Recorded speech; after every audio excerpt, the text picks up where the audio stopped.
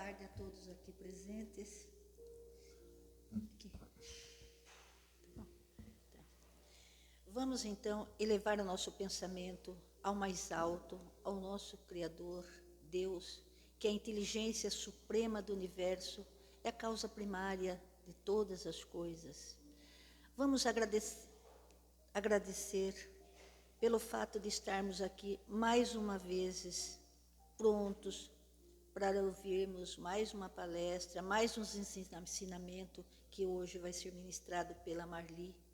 Ensinamentos estes que vamos sair daqui mais fortalecidos, com mais coragem de enfrentarmos tudo o que temos que encontrar lá do lado de fora. Jesus, pedimos neste momento que a espiritualidade desta casa também possa, neste momento, visitar todos os hospitais, socorrer todos os enfermos que lá se encontram, clamando por misericórdia. Neste momento, Deus, suplicamos, permita também que esses mentores da espiritualidade, espíritos do bem, possa também visitar todas as residências, socorrer todos aqueles que estão acamados, também aguardando uma providência, um amparo do mais alto. Jesus, neste momento, aproveitando para agradecer também aos nossos guardiões, aos nossos protetores, porque sem eles nós não teríamos chegado ao patamar ao qual nos encontramos neste momento. Assim, Jesus, damos por aberto a reunião desta tarde.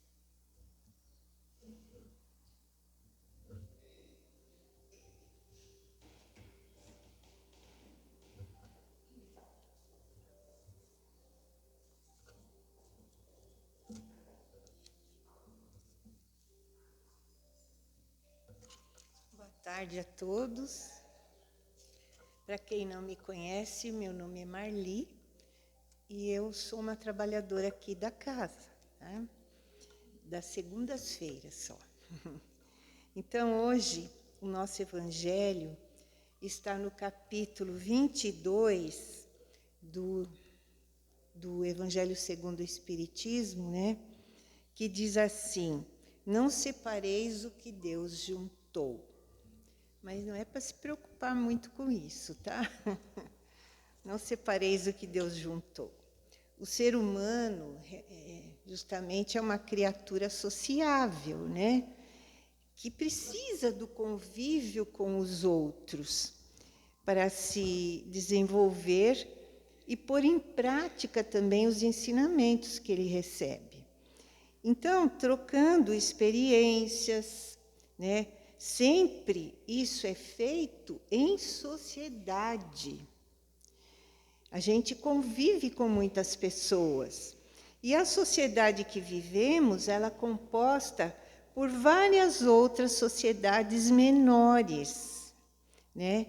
Então, a sociedade menor, uma delas é a família.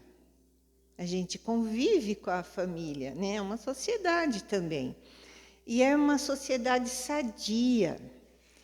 E só existe essa sociedade sadia com famílias que são sadias, né?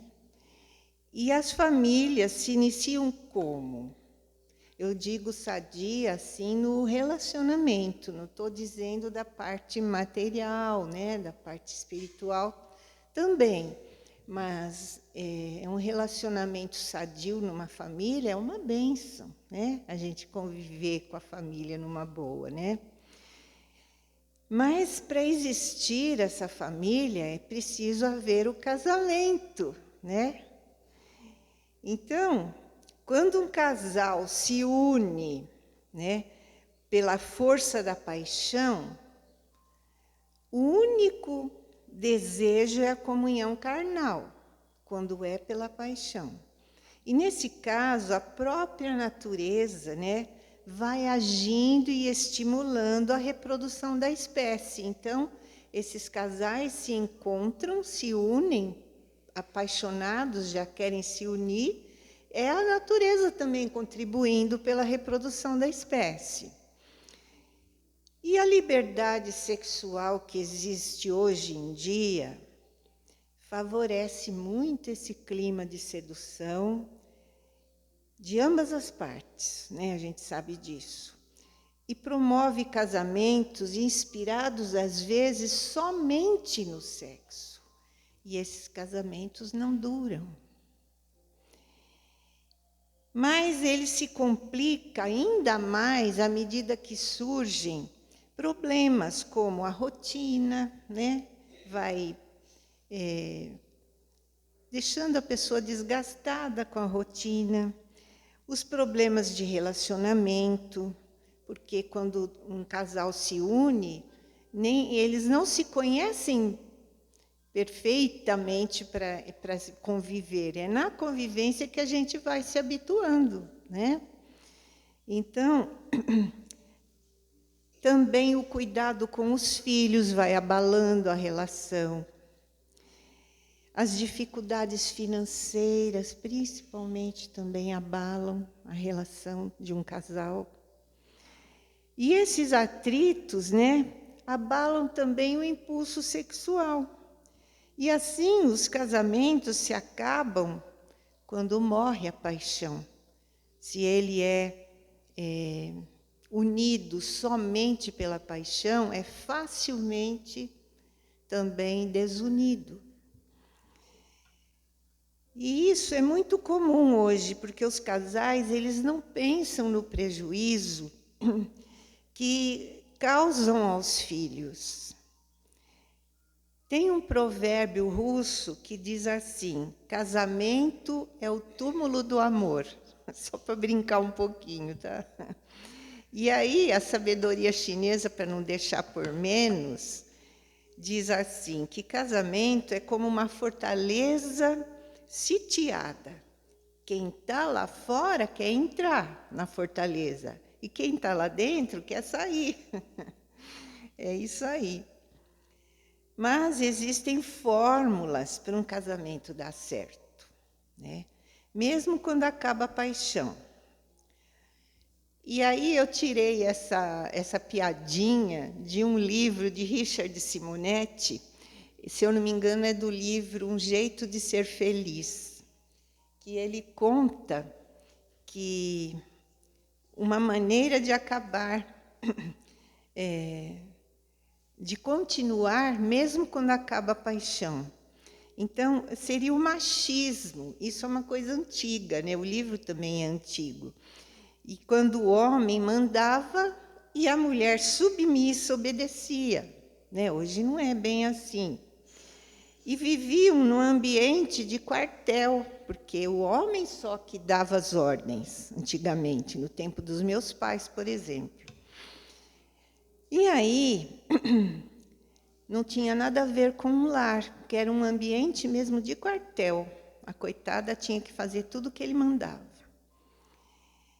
E assim, ele conta agora uma piadinha, uma historinha de um fazendeiro muito rico. Quando ele se casou, fez aquela festança. E aí, quando terminou a festa, ele saiu para a viagem de lua de mel a cavalo. Então, ele colocou a mulher dele no cavalo e também, né, os dois juntos, e saíram. Mas não andaram nem 50 metros, o cavalo tropeçou. E ele, já bravo, falou assim, primeira vez, hein? Falou para o cavalo. Passou mais um pouquinho só, o cavalo tropeçou de novo. Ele falou, segunda vez, já meio bem bravo. E na terceira vez que o cavalo tropeçou, ele tirou a mulher dele de cima do cavalo e deu um tiro na cabeça do cavalo com uma espingarda enorme que ele carregava junto. Ela ficou horrorizada e falou assim para ele, nossa, O coitado do cavalo, por que que você fez isso? Onde já se viu? Não tinha que fazer isso com o bicho. Ele olhou bem para ela e falou assim: primeira vez. Então, sabe como era, né? Antigamente, não era fácil, não. E essa solução machista, ela não iria funcionar nos dias de hoje, com certeza, né? Porque se o marido falar assim com a esposa, é possível até que ela saque primeiro a arma, né? Porque, olha, as mulheres hoje são fortes. E assim, hoje nós estamos mais para casamentos democráticos, né? Que terminam mesmo em pancadaria verbal. Ainda é assim, né? A gente sabe como é. E melhor ainda, dizia aquele homem saudável de 60 anos, isso também está lá no livro do Richard Simonetti. Ele conta que esse homem de 60 anos, ele tinha uma aparência tão boa, ele era atlético, que ele aparentava ter 40 anos. E aí diziam para ele: qual é o seu segredo de ter uma performance tão jovem, né? E ele disse assim: sabe o que é? Que quando a minha mulher fica brava, eu combinei com ela que eu ia sair para dar um passeio pela natureza. E assim passou os últimos 30 anos, girando pela natureza. Então, é uma solução original, né? Mas pouco recomendada nos dias de hoje, que pode ser que quando ele voltasse, se um homem fizer isso, quando ele voltar, ele não vai mais encontrar a mulher dele em casa, ou ela vai estar com outro, né? Hoje em dia, sim, as mulheres não levam para casa esses desaforos, não. Então, há também os sonhadores, né? Os casais, assim, entre eles, os sonhadores, que cultivam o romantismo. São poucos, mas ainda existem. E aí, ele diz assim: eu encontrei minha alma gêmea, né? Agora eu vou me casar porque eu encontrei minha alma gêmea. E a ideia é de que eles serão felizes para sempre, porque foi um amor à primeira vista, um impacto. É minha alma gêmea. E daí, passando a euforia dos primeiros tempos, a alma gêmea se torna o quê? Uma algema. Porque não tem como, gente, o convívio, se não for bem baseado, acaba acontecendo isso mesmo. E daí vem o Espiritismo, que tem uma grande contribuição em favor do casamento saudável.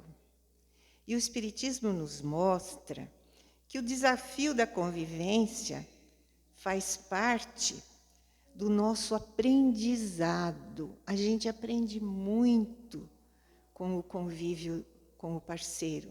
A gente aprende muito, né? E como disse Jesus, para a gente não fazer ao outro o que a gente não gostaria que o outro fizesse para nós. Então, se a gente se basear nessa frase tão simples que Jesus nos deu e tão importante, tão profunda, a gente acaba, né, se aquietando, pensando melhor, né? E isso nos eleva, nos faz desenvolver o nosso espírito, o nosso modo de ser.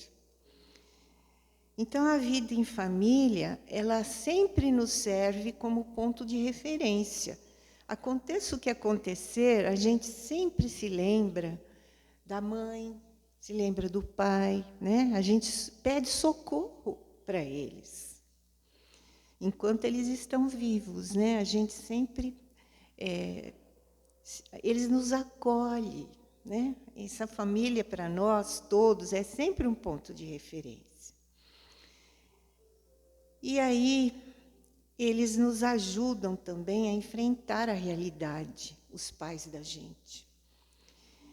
Hoje em dia, né, já está um pouco diferente, mas no meu tempo era assim. E quem vive, né, os atritos, a gente sabe que esses atritos nos ajudam, né, a enfrentar a realidade, nos ajudam a compreender um pouco mais essa realidade. E quem vive sozinho, infelizmente, não tem essa oportunidade, né? Essa base que é a família que a gente mesmo cria. Então, na família sempre existem as pessoas que apontam os nossos defeitos e as nossas qualidades. E a gente acaba brigando, né? Às vezes a gente não tolera, mas a gente ama tanto os nossos irmãos, os nossos pais, que a gente acaba continuando na família. E aí o amor de verdade mesmo é um projeto para toda a vida. Quando duas pessoas conscientes, olha, prestem bem atenção, quando duas pessoas conscientes se casam, o amor é para toda a vida. E se casam, né, sabendo que têm afinidades, mas são diferentes. As pessoas têm uma certa afinidade. Eu gosto disso, você também gosta, e assim vai. Mas são diferentes psicologicamente, espiritualmente, intelectualmente, né? Os casais são diferentes. E mesmo nesses casos, quando eles se desentendem, porque isso é normal, né? Ninguém é perfeito aqui no nosso planeta. Quando eles se desentendem, eles são responsáveis. Eles pensam nos filhos e procuram sempre salvar o casamento. E recorrendo o quê? À religião, aos psicólogos, né? Aos amigos conselheiros, que sempre ajudam muito nesses casos. E assim, salvar o casamento, não só para evitar a separação, mas para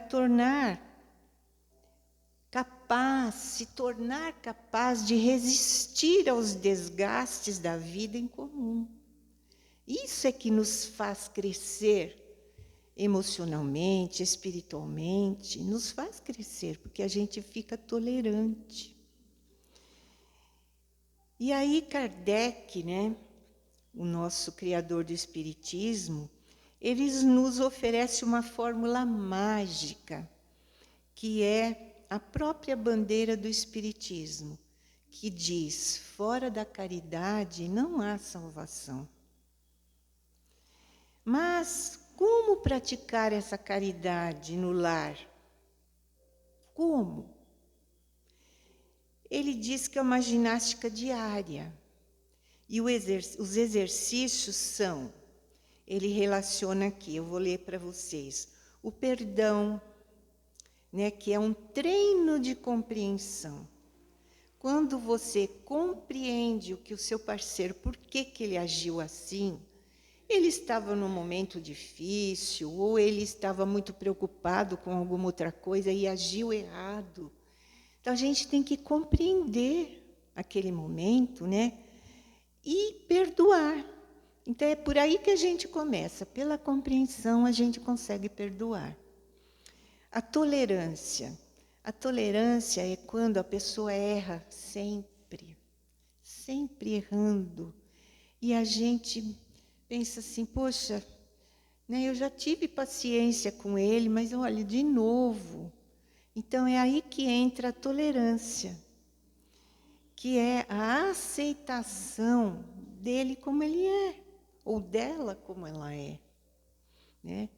A atenção exige sempre o diálogo. Então, quando há alguma controvérsia na família, entre o casal, é preciso que haja o diálogo. Por que disso, por que daquilo? Para que as pessoas não se separem assim tão por pouca coisa, como acontece hoje tão facilmente.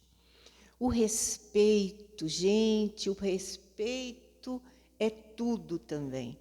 Porque a gente, tendo educação, a gente respeita o nosso companheiro e a nossa companheira. É preciso haver esse respeito, porque cada um é cada um. né? E se a gente erra, a gente às vezes não tem consciência do que fez errado. Então é por aí que a gente precisa parar para pensar. A renúncia também. Quantas vezes a gente renuncia a certas coisas que o nosso companheiro quer, né? Isso é uma doação de amor. Porque às vezes o companheiro quer muito fazer uma viagem que você não gostaria, né? Ou a companheira quer muito fazer uma viagem que ele não gostaria. Então ele renuncia à vontade dele para fazer a vontade dela. Isso também, entre casais que são conscientes e bem tranquilos a vida deles, isso também acontece. E se eles têm essa vontade de renunciar, eles também conseguem sobreviver àquele momento, né? E levar a vida em frente, numa boa, continuar. E quantas separações jamais existiriam se houvesse essa compreensão, esse amor, essa tolerância? Quantas, né?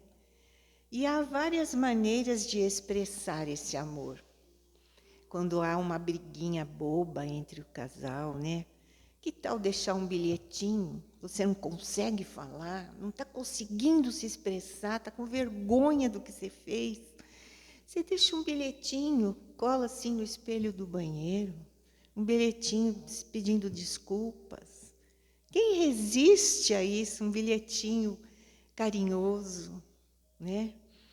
Ou uma mensagem pelo WhatsApp, que hoje em dia é mais prático, né? Manda uma mensagem, um coraçãozinho, uma figurinha bonitinha, pronto. Já relaxa aquele momento tão desagradável. Ou também fazer um prato mais elaborado, né? Naquele dia, para fazer as pazes, por que não? E também elogiar, não só criticar. A gente também precisa elogiar quando uma pessoa faz uma coisa boa, o companheiro faz uma coisa boa. Por que não elogiar? Às vezes o nosso próprio orgulho não nos deixa fazer isso, sabe? Porque você se lembra que outro dia ele me falou aquilo, agora eu vou elogiar ele. Então a gente tem que começar a renunciar a certas coisas dentro de nós. E é por aí, começa na família, que esse aprendizado vai surgindo, e Deus vai nos dando oportunidades para que a gente possa evoluir, né? E por que não entre a família? É o melhor momento que a gente tem, né? No trabalho também a gente pode fazer isso, né? Para conviver bem com os amigos no trabalho. Afinal, o trabalho também, a equipe de trabalho também é uma pequena parte da sociedade, porque a gente convive todos os dias com eles, né? Por que não? Então, gente, aquelas pessoas, né, que a gente escolheu para viver, a gente precisa tolerar.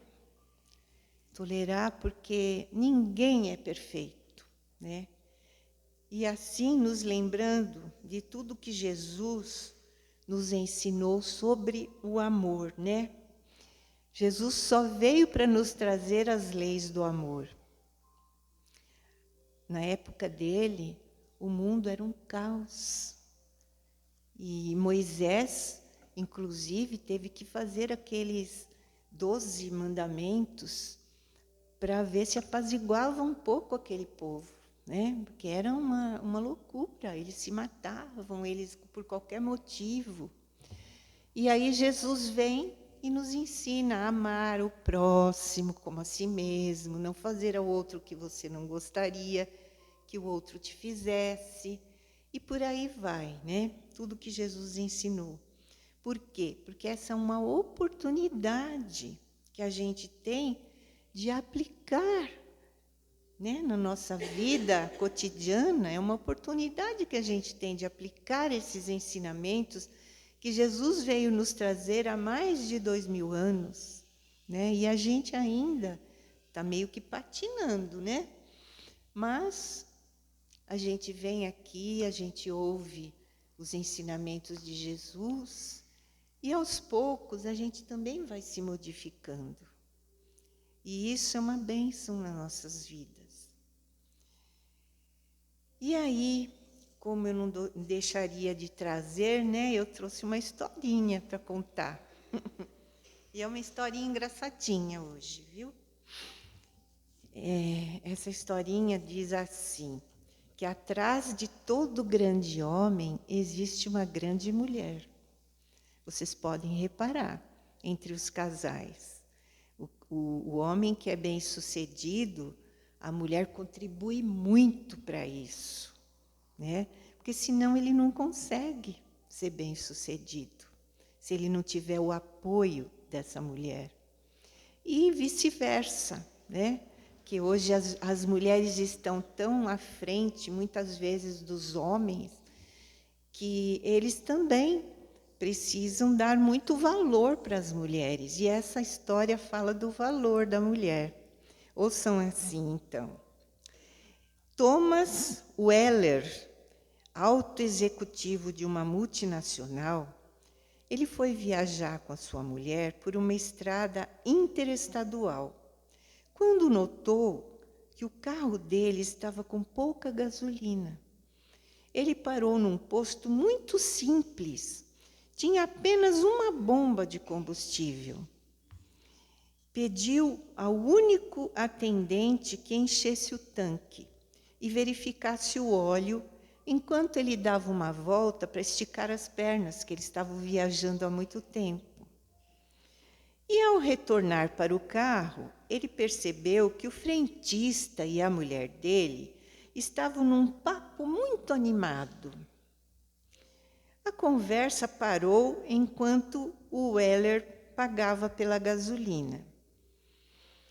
Mas, quando voltava para o carro, ele viu o rapaz acenar para a mulher dele e dizer assim: "Foi ótimo falar com você." E ele, ao sair do posto, ele perguntou para a mulher se ela conhecia aquele atendente. "Nossa, no meio de uma estrada tão longínqua, você conhecia esse atendente?" Ela imediatamente admitiu que sim, que conhecia ele. Tinham frequentado a mesma escola e ela o namorava naquela época de escola. Por cerca de 1 ano ela foi namoradinha dele. E o marido disse assim: "Puxa, você teve sorte de eu ter aparecido na sua vida." O Weller se vangloriou: "Nossa, você teve muita sorte de eu ter aparecido na sua vida. Se tivesse se casado com ele, seria agora a esposa de um frentista de posto de gasolina, em vez de ser a esposa de um alto executivo."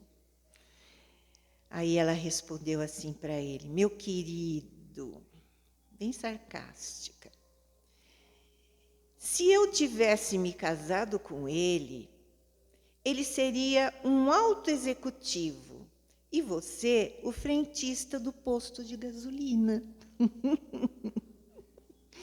Eu achei demais esse troco que ela deu para ele, sabe? Porque, gente, realmente, atrás de um grande homem existe sempre uma grande mulher. A mulher que coopera, né? Que não faz... Hoje em dia, né, as mulheres trabalham também, dividem as despesas.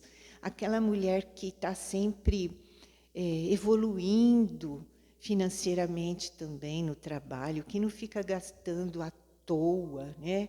Que tem uma vida regrada. Essa mulher que educa os seus filhos com tanto carinho e que, muitas vezes, logicamente, tem que deixar os filhos para poder trabalhar, mas que mantém mantém aquela posição boa de mãe, né, perante eles. Isso tudo se faz uma grande mulher, ao passo que muitos homens, hoje em dia, já foi feita uma pesquisa, muitos homens se encostam nas mulheres porque elas estão muito além deles. E acabam nem trabalhando, nem cuidando direito dos filhos, sabe? Quantos eu conheço, gente, quantos eu conheço. E assim, né?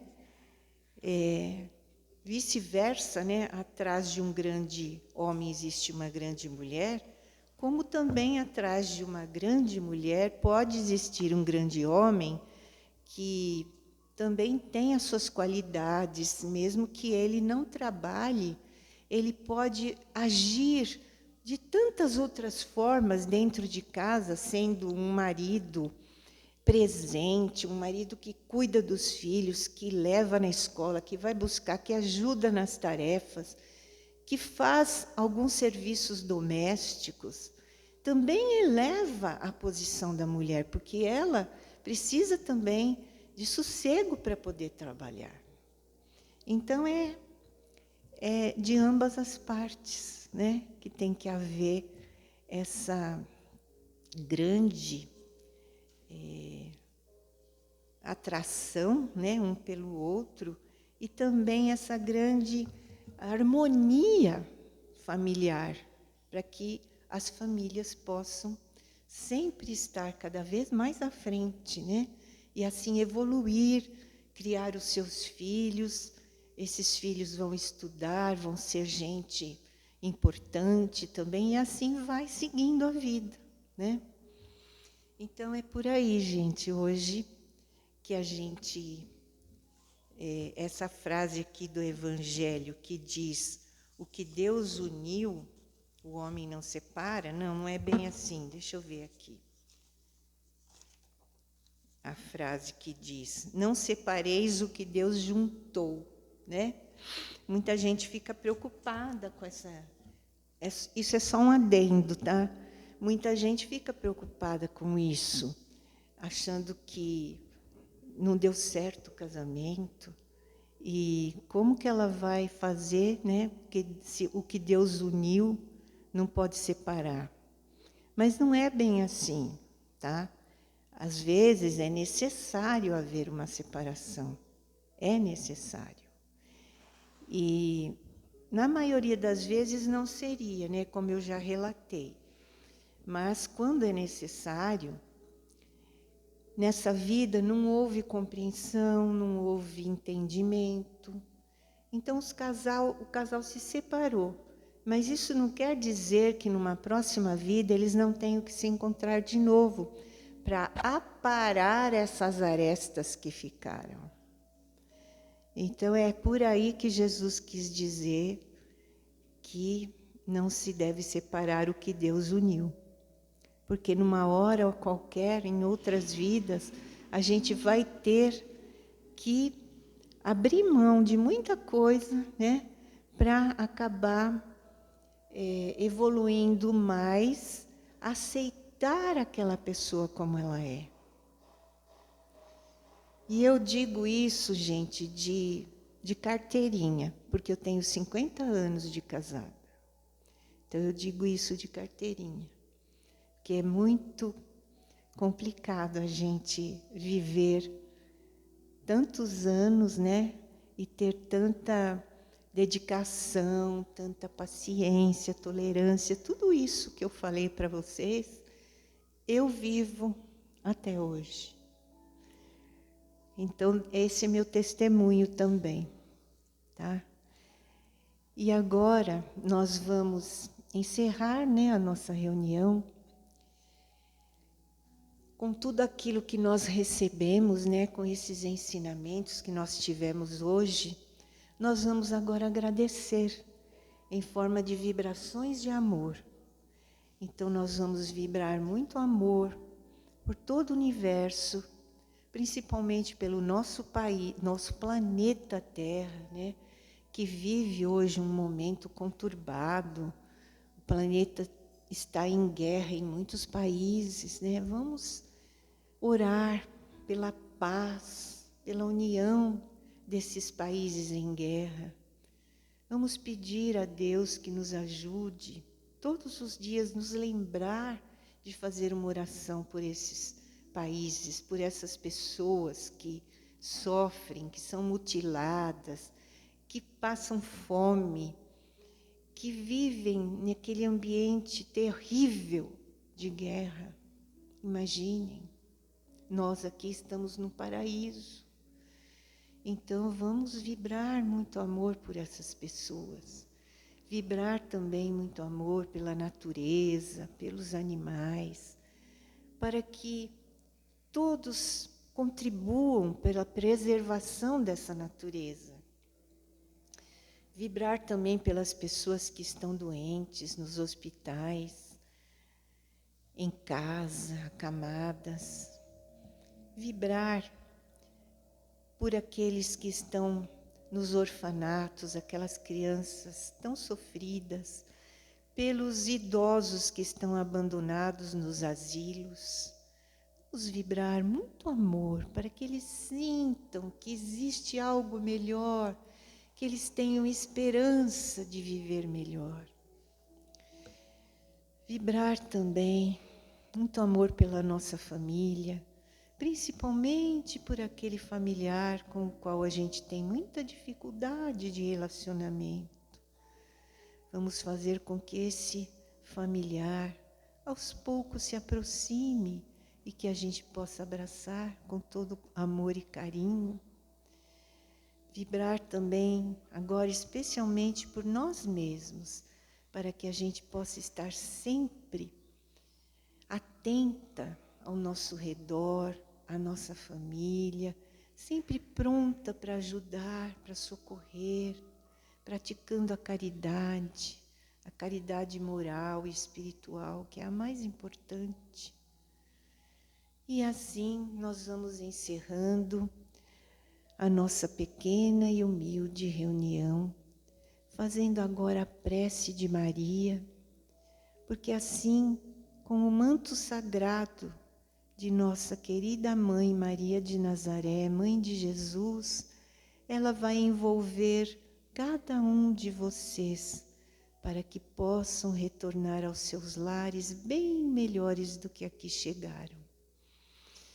Ave Maria, cheia de graças, o Senhor é convosco. Bendita sois vós entre as mulheres, e bendito é o fruto do vosso ventre, Jesus.